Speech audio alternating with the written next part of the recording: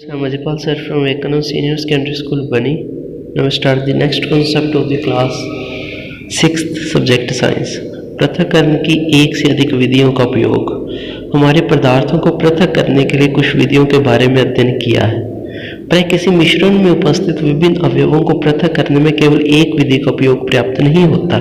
ऐसी स्थिति में हमें एक से अधिक विधियों का उपयोग करने की आवश्यकता होती है। तो हमने भी इस चैप्टर के अंदर बेसिकली क्या डिस्कशन किया था कि कैसे हम वस्तुओं को पृथक कर सकते हैं, अलग कर सकते हैं, वो हमारे ही यूज़ के लिए कि हमारे लिए वो सही रहेगा, हमारी हेल्थ के लिए सही रहेगा, इसलिए हम पृथक करते हैं। जैसे मान लो दाल है, दाल के अंदर कंकड़ है, वह कंकड़ वाली दाल नहीं खा सकते।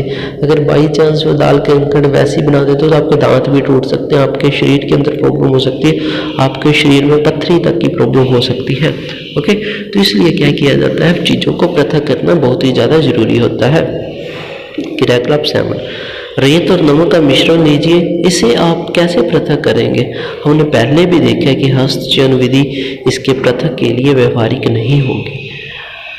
इस मिश्रण को बीकर में रखिए और इसमें कुछ जल मिलाइए। उसके बाद बीकर को कुछ समय के लिए एक और रख दीजिए। आप क्या देखते हो कि रेत बीकर की तली में बैठ रहा है, इसे निस्तारण या निस्पंदन द्वारा पृथक कर सकते हैं। निस्तारित द्रव में क्या है कि आप सोचते हैं कि इस जल में वही नमक है जो कि आरंभ में मिश्रण में था। अब हमें इस निस्तारित द्रव से नमक व जल को पृथक करना है। इस द्रव को किसी केतली में भरकर इसका ढक्कन बंद करिए। अब कुछ समय तक केतली को गर्म करिए। क्या आप केतली की टोटी से भाप निकलती देख सकते हैं। अभी देखो इसमें अंदर काफ़ी सारे मेथड यूज़ कर रहे हैं। मान लो आपके पास कोई नमक वाला पानी है, उसके अंदर मिट्टी गिर जाती है, तो आप क्या करोगे, उसको थोड़े टाइम के लिए वैसे रख दो कि मिट्टी नीचे बैठ जाएगी और उसको पृथक करोगे। उसको जो मिट्टी को नीचे बैठने को आपको पता है अवसादन बोलते हैं। फिर निस्तारण के द्वारा धीरे से मिट्टी को क्या कर दोगे, दूसरे गिलास में पलट दोगे और फिर क्या करोगे, उसको निस्पंदन द्वारा किसी फिल्टर पेपर में से पास करोगे और फिर उसको क्या करोगे, गर्म करोगे ताकि आपको शुद्ध नमक और पानी प्राप्त हो सके। एक धातु की प्लेट लीजिए, उस पर कुछ बर्फ रखी हो। प्लेट को केतली के टोटी के ठीक ऊपर पकड़िए, जैसा कि चित्र 5.13 में दर्शाया गया। अब क्या देखते हैं, केतली के सारे जल को भाप में बदलने दीजिए। जब आप जल से ठंडी की प्लेट के संपर्क में आती है तो संघनित होकर द्रव जल बन जाती है। प्लेट के नीचे से बूंद बूंद होकर गिरने वाला यह जल संघनन द्वारा भाप बना है। ओके, तो ये देखो आपको भाप संघनन प्रोसेस पता होना चाहिए। जब भी पानी गर्म होकर वाष्प में बदलता है और उसके वाष्प को इकट्ठा कर हम दोबारा पानी बना लेते हैं तो उसको संघनन बोलते हैं। और वाष्प आपको पता है पानी का उसके वेपर्स के अंदर, भाप के अंदर बदलना। जब जल वाष्प से उसकी द्रव अवस्था में परिवर्तित होने की क्रिया को संघनन कहते हैं। क्या आपने कभी जिस पात्र में दूध को अभी उबाला गया था उसी पर ढकी प्लेट पर संघनित जल की बूंदों को देखा है। जब आप सारा जल वाष्प हो जाता है तो फिर केतली में पीछे क्या छूट जाता है।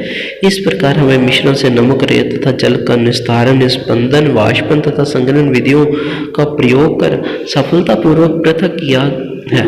पहेली को रेत से नमक की पुण्य प्राप्ति की समस्या है। उसमें नमक के संकीर्ण पैकेट को रेत की थोड़ी मात्रा में मिलाया था।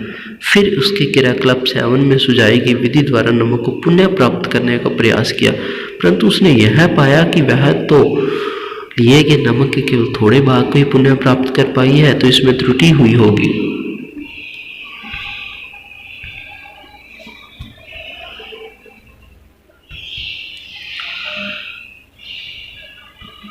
नेक्स्ट है, क्या जल में किसी पदार्थ की कितनी भी मात्रा को घोल सकते हैं।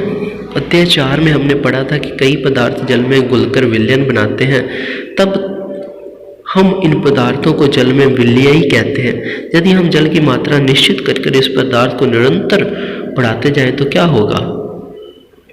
इस क्रियाकलाप के लिए आपको एक बीकर अथवा छोटा बर्तन, एक चम्मच नमक तथा जल की आवश्यकता होगी। आधा कप जल बीकर में उड़ेलिए।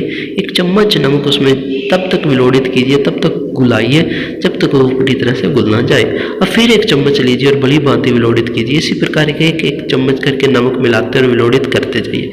कुछ चम्मच भर नमक मिलाने के बाद आप क्या पाते हो कि कुछ अविलेय नमक बच जाता है और बीकर की तली में बैठ जाता है। यदि हाँ, तो इसका अर्थ यह हुआ कि अब इस जल में अधिक नमक नहीं घुल सकता।